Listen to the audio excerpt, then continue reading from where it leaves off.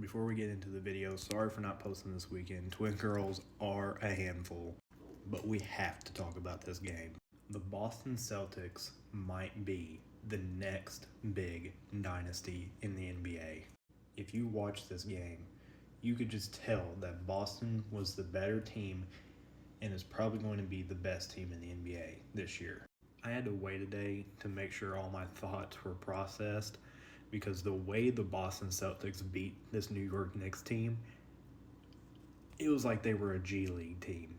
I truly think Boston is probably going to be the next big dynasty in the NBA. Probably, I'll say it, they'll probably be better than the Golden State Warrior dynasty.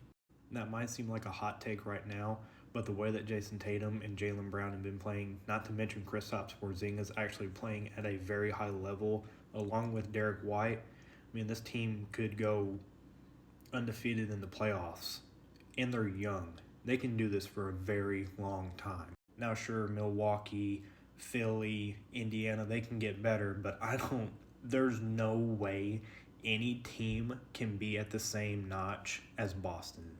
People want to talk about Cleveland being on Boston's level this year. I don't really see it. Boston is just a crazy team that makes a lot of threes at a very high rate. They can get into the paint whenever they want to. They can be very physical. They can just do whatever they want to on offense. Not to mention, their defense is amazing. First off, shout out to Orlando for being number 2 and still being number 2 in defensive rating. But Boston is top 5 for a reason. This defense is for real.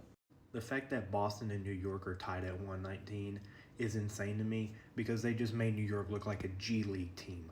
This team can kill you from anywhere offensively and suffocate you on defense. Sure, you could look at OKC or Cleveland, but again, they're just not on the same level as Boston.